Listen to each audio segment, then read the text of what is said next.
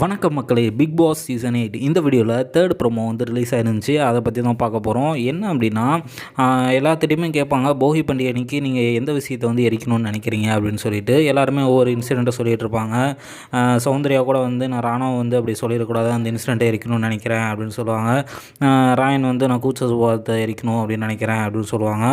எல்லாமே ஒவ்வொரு விஷயத்த சொல்லிகிட்டு இருக்கும்போது முத்து வந்து கேட்கும்போது, முத்து வந்துட்டு நான் கேப்டன்ஷிப் டாஸ்கில் வந்து ஃபைனல் டே மட்டும் எனக்கு இருக்கணும்னு தோணுது அப்படின்னு சொல்லுவாங்க. அதுக்கு விஜய் சேதுபதி இருந்துட்டு ஒரு கேப்டன்னு ஒரு பொறுப்பை கொடுத்தோடனே அந்த தலைக்கணம் ஏறிடுதுல, அதை தானே எரிக்கணும் ஃபஸ்ட்டு அப்படின்னு சொல்லுவார். இது எந்த அளவுக்கு இதுன்னு தெரியலை. என்ன அப்படின்னா, இப்போ பார்த்தீங்க அப்படின்னா நேற்றுமே முத்து அவர்கள் வந்து ரொம்ப இதுவாக தான் பேசியிருப்பார்.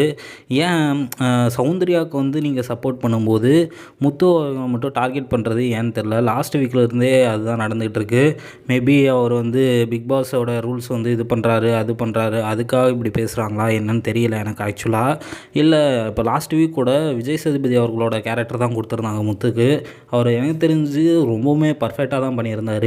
டான்ஸ் ஆட தெரியாதுன்னு சொன்னவர் கூட பயங்கரமாக வந்து டான்ஸ் ஆடினார், பயங்கரமாக கேரட்லேயே இருந்தார்னு சொல்லுவேன். 1 வீக்காக பயங்கரமாக கேரட்டில் பர்ஃபார்ம் பண்ணது அவரும் ஒருத்தர்னு சொல்லுவேன். ஆனால் இருந்துமே ஏன் விஜய் சேதுபதி அவர்கள் வந்து முத்துவை மட்டும் டார்கெட் பண்ணுறாங்க அப்படின்னு தெரியல. மக்கள் மத்தியிலையும் அதுதான் கொஸ்டின் வந்து ரைஸ் ஆகுது.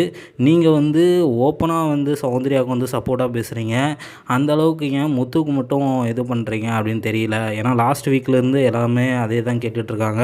அப்போ சௌந்தர்யா வந்து பண்ணுறதெல்லாம் சரிப்படுத்துகிற நீங்கள் இப்போ முத்துக்கு மட்டும் அவரே ஒத்துக்கிறாரு, பட் அதை மட்டும் ஏன் ஏற்றுக்க மாட்டீங்க அப்படின்னு எல்லாருமே கொஸ்டின் ரைஸ் பண்ணிகிட்ருக்காங்க.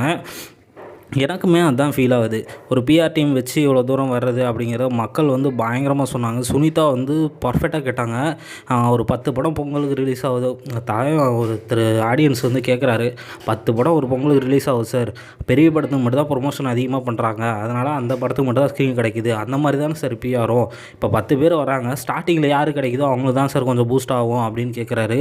அதுக்குமே எக்ஸ்ப்ளனேஷன் கொடுத்து சௌந்தர்யாவுக்கு சப்போர்ட் பண்ணுற நீங்கள் முத்து ஒரு விஷயத்த சொன்ன உடனே வந்து அவர் அக்யூஸ் பண்ணுற மாதிரி இப்படி பண்ணாதீங்க, அப்படி பண்ணாதீங்க, உங்கள் தலைக்கணம் இருக்குது, அப்படி இருக்குதுன்னு சொல்கிறது வந்து எந்த விதத்தில் நியாயம் தெரில.